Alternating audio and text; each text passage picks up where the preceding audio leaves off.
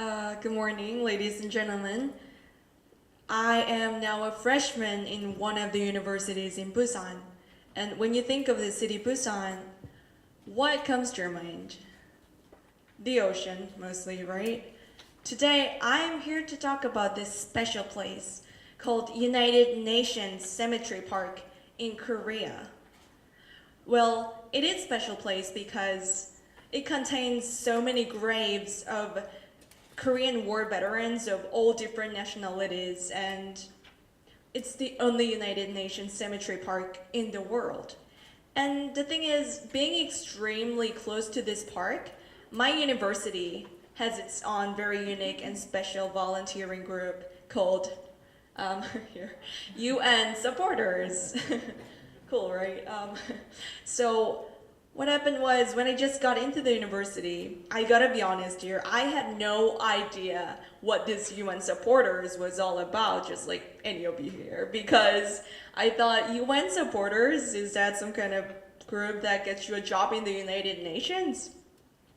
Well, anyway, I got into the group because I needed volunteering hours. And I had no idea what I'll be facing in future. Now, it turns out that the group is about honoring Korean War veterans, but it was much more complicated work than just picking up trash in a park. So my job, my volunteering work contained writing letters for veterans, translating letters from Korean to English, or even guiding the veterans whenever they arrived to the park, to the grave that they were looking for. Of course, they were all tremendously meaningful jobs, but then I kind of got tired of it because first, I was only a freshman, I still am, so I thought I just want to enjoy my freshman life just like any of my friends.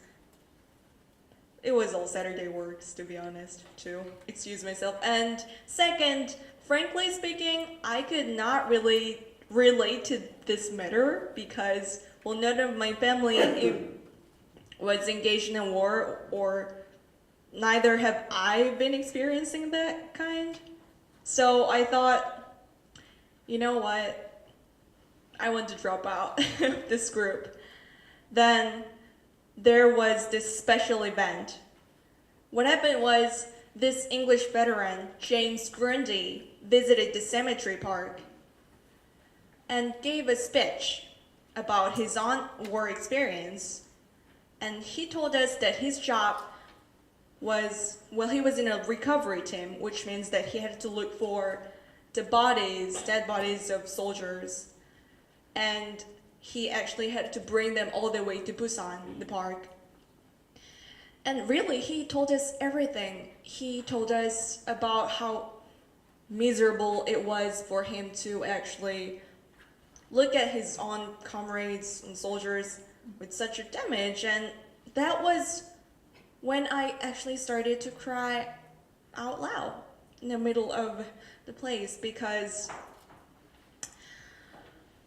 well, and that was pretty life-changing for me because he actually told us about his own life experience in the war, right?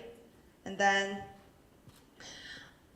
I thought, well, this really comes to my skin. Now he's telling us how things have been, right? Well, I mean, I then realized that I was a consequence, that's right, that's the word. I was a consequence of him fighting for his life because without him fighting for his life, I wouldn't have lived the same, right? And maybe I would have not even born. So the thing is, it really changed my life and my view about not only Korean War, but also my life. So this old Englishman gave his today for my tomorrow in a way. And I thought, well, you know, I'm not doing this volunteering job just for myself, but also for my future generations.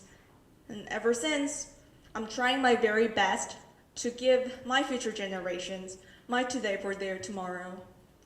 And that was the end of the story. Well, the thing is, am I still working in the volunteering group? I am. Am I still regretting it? Nope, I'm not. So that was it, and this winter, UN Supporters is going to England to actually meet him again and other veterans too. So that was my story, and thank you so much. Although I was nervous, thank you so much for listening very patiently. Thank you.